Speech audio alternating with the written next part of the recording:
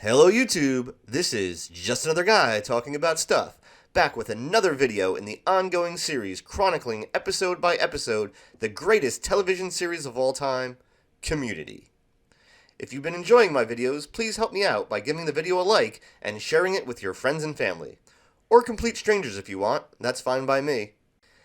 The Community episode, Debate 109, is of course the 9th episode of the first season. 109 also matches this episode's production code, but since the pilot was number 100, that makes this the 10th episode in that respect. The 9th episode, according to production code Environmental Science, will actually air the week after this one. If you don't know, television shows air out of production code order very often for a variety of reasons. It didn't seem to affect this episode like earlier in the season when Football, Feminism, and You was aired out of order. In that case, Community was just in the early stages trying to find its tone, and just when it was beginning to settle into a groove, we get a sudden downshift that can be a little jarring. By this point in the series, the show has a better idea of what it is, and as long as character arcs and plot developments aren't a factor, then it doesn't really become an issue. Of course, this becomes a little more apparent if you binge watch a show, but that wasn't possible when Community originally aired. Speaking of original airings, this episode debuted at 8 p.m. on November 12, 2009, to 5.09 million viewers. It begins in the study room, where we establish that Britta is trying to quit smoking. Pierce offers his services as a hypnotist to help, and she surprisingly accepts, out of pity. Apparently, this story came out of an actual experience from a friend of show creator Dan Harmon about a bad hypnotist. His friend said he felt bad for the guy, so he pretended to fall under his trance. Britta is basically in the same situation. That is, until Pierce suggests that she become irresistibly attracted to him and to also bring a friend over to his place for the night. She calls him out for being disgusting, but he knew she was faking and chastises her for pitying him. It was a fun couple of scenes that have a nice payoff joke at the end of the episode and added a little more character development to Britta and Pierce.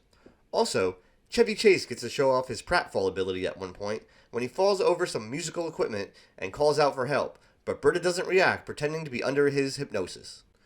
Troy informs the group about short movies Abed has posted online called The Community College Chronicles, the title being an obvious wink at the original title for Seinfeld. The shorts seem to be just a recreation of recent events, but Troy reveals that Abed created the shorts before those events even took place. This leads some members of the group to believe that Abed can predict the future. Throughout the episode, even more coincidences from Abed's film seem to be happening, and Shirley presses him to tell her what lies in her future, especially when one of his episodes has her being chased by a werewolf. Abed tries to explain that he can't predict the future, and that these stories are merely coming from Abed's understanding of human character. The obvious meta-reference here being that to us, the audience, the characters of Community are fictional characters being driven by the writer's understanding of their character. I've always personally subscribed to the theory that the show is happening in Abed's mind in some form or another. Whether he is the creator of a show that is Community, or it's some kind of St. Elsewhere thing, he seems to have some kind of connection to the fabric of the series that the other characters just don't have. There are plenty of examples of that which we'll explore when I get to certain episodes, but it does help explain how the concept episodes and other meta-ness works its way into the series. Back to this episode, though, and the main plot. Jeff is approached by Annie, the dean, and the returning Professor Whitman to replace Annie's ill debate team partner against City College. After needing to be bribed with his own parking spot, Jeff reluctantly agrees. Jeff tends to do a lot of things reluctantly at Greendale.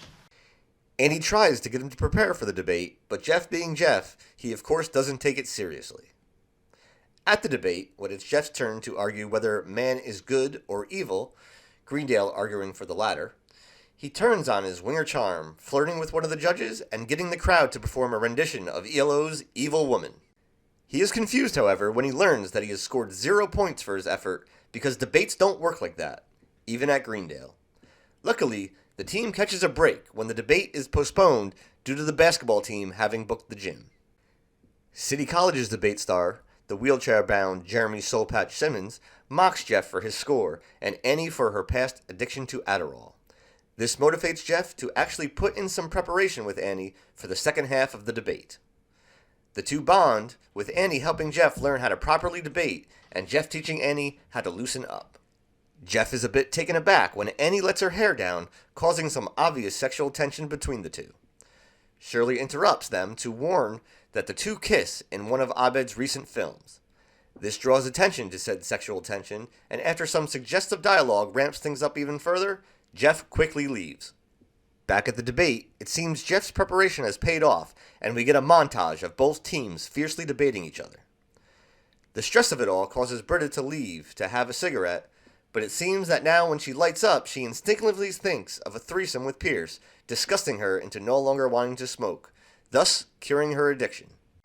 In the final round, Simmons throws out his prepared statement and charges at his opponent, using his chair to launch himself into Jeff, who instinctively catches him. Soulpatch claims that even though Jeff hates him, he still caught him as proof that man is good. The quick-thinking Annie grabs Jeff and kisses him hard, causing him to drop Simmons, and Annie claims in one of my favorite lines of the series that he was horny, so he dropped him. Man is evil. This gives Greendale the win and fulfills Abed's prophecy of the two kissing. This of course worries Shirley even more about the werewolf, and Abed consoles her by telling her that in the next episode, Pierce is revealed to be a genius. This is enough for Shirley to realize that she's being ridiculous about Abed being a soothsayer. It's only after Abed overhears Britta calling Pierce a genius for curing her smoking addiction and Professor Whitman talking about tonight's full moon that he thinks she might just be right and runs off to warn her, just in case. Jeff and Annie congratulate each other for their victory, but the awkwardness between the two is apparent. She eventually just asks to be patted on the head, and they go in different directions to avoid each other. Community as a series is starting to find its creative groove at this point. Like Abed, the writers have a better understanding of these characters, their needs, their wants, their fears, their motivations. Highlighted in this episode was Jeff's selfishness, but also softening due to being part of this group. Annie being intelligent and highly motivated, but blissfully naive. Pierce's need for validation. Britta mistaking pity for kindness. Shirley being afraid of things that she has trouble understanding. Abed's ability to understand those around him much more than he understands himself. And Troy just being Troy, I guess. It's tough to give everyone something to do in every episode when you have such a large ensemble cast. However, this episode was able to focus on the budding Jeff-Annie awkward relationship while also highlighting other characters. It allowed some cast members that hadn't had much interaction yet to have some memorable moments together. Something later episodes will do a better job of is giving all the characters a common goal rather than separate storylines that may or may not come together by the end of the episode. This connects the group in a way I don't feel like we've seen yet, but we will get there. I hope you enjoyed this look back at Season 1, Episode 9, Debate 109. If you haven't already, please don't forget to give the video a like, subscribe to the channel, leave your comment in the comments, and click that little bell if you want to be notified whenever I post a new video. Until next time, Woody sign off catchphrase.